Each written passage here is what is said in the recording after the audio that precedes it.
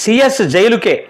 కంచగచ్చిబౌలిలో చెట్ల నరికివేతతో విధ్వంసమైన 100 ఎకరాలను ఎలా పునరుద్ధరిస్తారో పటిష్టమైన ప్రణాళికతో తదుపరి విచారణకు హాజరవ్వాలని సుప్రీంకోర్టు రాష్ట్ర ప్రభుత్వాన్ని ఆదేశించింది. లేదంటే సిఎస్ ఇతర సెక్రటరీలను తాత్కాలికంగా జైలుకు పంపే ఆదేశాలు వెలువడొచ్చని హెచ్చరించింది. కంచగచ్చిబౌలి భూముల ఇష్యూపై బుధవారం సుప్రీంకోర్టులో విచారణ హాట్గా సాగింది. 3 సెలవు రోజుల్లోనే డజన్ల కొద్దీ బుల్డోజర్లతో చెట్లు నరికేసేంత అవసరం ఏం వచ్చిందని తెలంగాణ ప్రభుత్వం ఫైర్ అయింది. మరి ముందస్తు అనుమతులు లేకుండా ఎలా చెట్ల నరికివేత ప్రారంభించాలని ప్రశ్నించింది.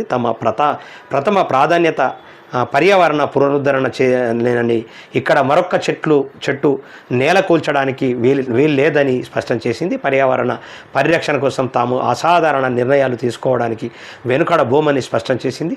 ఆర్టికల్ 142 కింద సుప్రీంకోర్టు సముచిత న్యాయం కోసం ఎలాంటి నిర్ణయమైనా తీసుకునే అధికారాన్ని కలిగి ఉందని గుర్తు చేసింది. తదుపరి విచారణ వరకు చెట్ల నరికివేతపై స్టేటస్ కో కొనసాగుతుందని వివరించింది. జింకలు, బహుళ అంతస్తు భవనాలు ఒకే చోట, ఇది పరిస్థితి. ఇక సిఎస్ గారు జైలుకు పోయేటటువంటి అవకాశం ఉన్నట్టు తెలుస్తూ ఉన్నది. అదేవిధంగా కాంట్రవర్సీకి కేర్ ఆఫ్ స్మితా సబర్వాల్ బాధ్యతాయుతమైన పదవిలో ఉండి పరిధి దాటి వ్యవహారం. కంచగచ్చిబౌలి భూముల వివాదంలో ఏఐ ఫోటో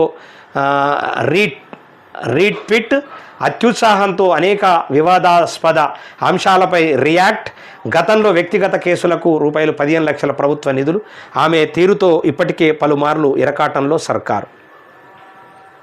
ఇంకా అది కథ.